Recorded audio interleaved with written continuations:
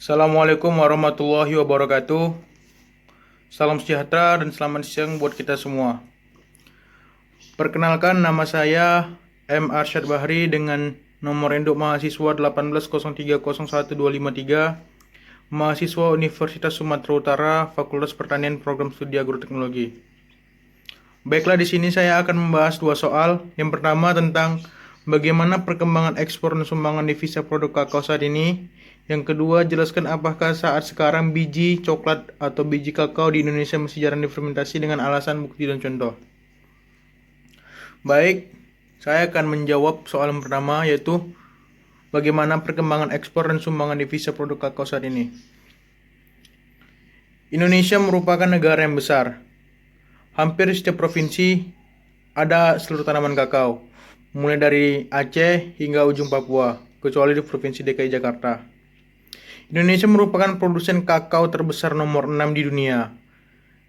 Hal itu menurut data dari Organisasi Internasional Kakao. Urutan pertama produsen kakao terbesar yaitu Pantai Gading, diikuti oleh Ghana, Ekuador, Nigeria, dan Kamerun.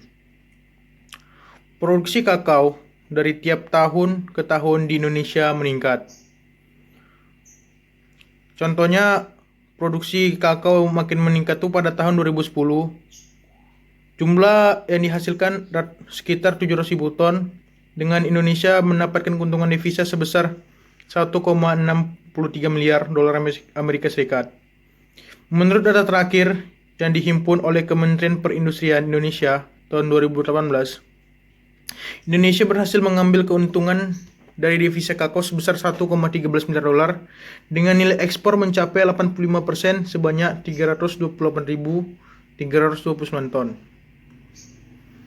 Hal ini membuat Kementerian Perindustrian Indonesia terus melakukan upaya dalam peningkatan hasil produksi dari biji kakao serta peningkatan pelatihan terhadap petani kakao di Indonesia. Baik, saya akan menjawab pertanyaan dari nomor 2, yaitu jelaskan apakah saat sekarang ini biji coklat atau biji kakao di Indonesia masih jarang difermentasi dengan alasan bukti dan contoh. Fermentasi kakao perlu dilakukan untuk upaya peningkatan biji, hasil kualitas, dan mutu dari kakao tersebut. Namun, kondisi saat ini yang mengatakan petani di Indonesia jarang melakukan fermentasi dengan berbagai alasan dan faktor. Upaya yang dilakukan petani Indonesia itu dengan merendam biji kakao dengan air untuk membuang pupuk pada kakao dan kemudian dijemur untuk mendapatkan hasil produksi dari kakao.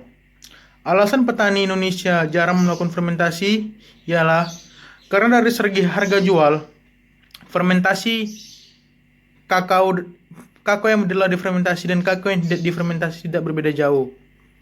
Atas dasar itulah yang melakukan petani Indonesia tidak melakukan fermentasi pada kakaonya. Jawaban dari soal yang saya bahas ini saya ambil dari beberapa sumber. Soal pertama saya ambil dari sumber web Kementerian Perindustrian Indonesia, dan soal yang kedua saya ambil dari jurnal dengan judul Kajian Fermentasi Biji Kakao Menggunakan Fermenter Tipe Kotak. Sekian dan terima kasih. Assalamualaikum warahmatullahi wabarakatuh.